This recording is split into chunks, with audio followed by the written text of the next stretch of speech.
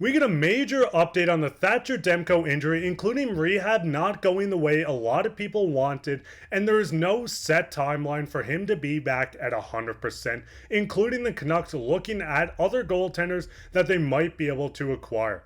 We'll get into this later on this episode. Before I start, I just want to give a huge shout out to the 31.6% of you guys that are subscribed, to the 68.4% of you guys. If you're enjoying this content, it's completely free. Make sure to go down and hit that subscribe button while you're all off season in the next season, keeping you up to date with everything to do with the Canucks. But before we get into the first topic today, I want to give a huge shout out to our sponsor of today's video, which is Fume. Are you trying to kick a bad habit to the curb? If so, you need to check out Fume.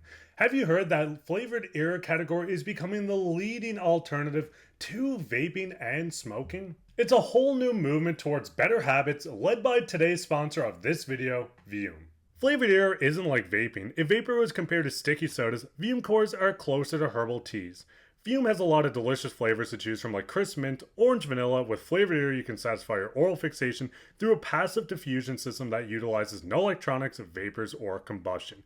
Fume has been backed by doctors in the US, and the company continues to invest in third-party studies to ensure the safety of their products. My favorite thing about Fume is the delicious flavor cores, especially the crisp mint, that you can use anywhere, at home, work, on the go, anywhere you want to use this you can.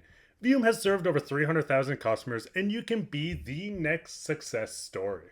Slip it on to the mouthpiece for a warmer, soother feel. It's also chewable for those who love to fidget, and it's also reusable. Head to tryfume.com, that's tryfum.com, and use code DIGEST or the QR code on the screen right now to get your free Fume topper when you order your first journey pack today. Once again, I want to give a huge shout out to Fume for sponsoring this video, but with that, let's hop straight into the first topic today, which is Thatcher Demko injury update. Now, Rick Daly did go on to a podcast and speak on Thatcher Demko, and a lot of Canucks fans aren't going to want to hear what he had to say. We can see Rick Daly said Demko is progressing, but no timeline on when he's going to be 100% healthy. At the time, near the draft, he had not skated since the postseason. Rehab is not as fast as some wanted, but I'm not hearing any setbacks. The biggest thing with Thatcher Demko, and since he went down with an injury to the Nashville Predators, we have not got a clearer timeline on when he's going to return, or really on what's happening this offseason with him. Thatcher Demko had an incredible season. He was a Vezina candidate finalist, and this guy was pretty much the rock for the Canucks in the regular season. You can see in 51 games, he had .918 save percentage. He went 35-14-2, and this is the reason why he was one of the best goalies in the NHL. Thatcher Demko had quite a good few seasons with the Canucks, but this past one was near the top for his resume. When you look at Demko going into the playoffs, you can see that he had one game, he had a .917 save percentage, he completed the full game, and obviously did not continue on to play any other postseason games, and this is where we've seen Shilovs come in and steal the show. Now, Thatcher Demko hasn't been the healthiest in the postseason. You can see in 4 games for the Canucks back in 2019-20, he had 4 games, 2 wins, 1 loss. You can see this past season in 23-24, he had 1 game played where he had the .917 save percentage. But Thatcher Demko's health has been a bit of concern for Canucks fans for a few seasons now. When healthy, Thatcher Demko is one of the best goalies in the entire NHL, hence why he got the Vezina candidacy, recognition this past season. Sorry about that, bit of a brain fart. But when you're looking at Demko as a whole, he has had a couple seasons where he hasn't been able to play 50 games. You can see just 2 seasons ago, Demko played 32 games, 64 the year prior, 35, 27. He played a bit in the AHL, and this was more when you're moving back. You're seeing him as a backup. But the biggest thing with Demko is him consistently staying healthy, and the Canucks are not really telling us much about this injury, much about the timeline, and hearing that there's possibly no setbacks, but rehab is not going as fast as some wanted, and the fact that no one really knows the timeline on when he'll be 100% healthy does get a little scary for Canucks fans, which does get into the second topic today. And before we get into this, what's your guys' thoughts on the Demko situation? What's your thoughts on him not really getting a full season with the Canucks? What's your thoughts on his offseason, just kind of rehab and everything happening? Let us know down in the comments. But we'll get straight into the second topic, which are the Canucks fine between the pipes? Now, we did see some reports come out from Rick Dolly during the same interview saying, I wouldn't be surprised if the Canucks continue to poke around the goalie market again, mostly just to protect themselves. The Canucks may need insurance. And this insurance is because of the fact that Thatcher Demko might not be 100% yet, and the lack of experience in between the pipes heading into next season without Demko there. First one being obviously Shilovs. The Artie Party was outstanding. I'm not going to say he was bad. I'm not saying he is anywhere near a bad goaltender. I think he's actually one of the best backups, if not the best backup in the entire NHL.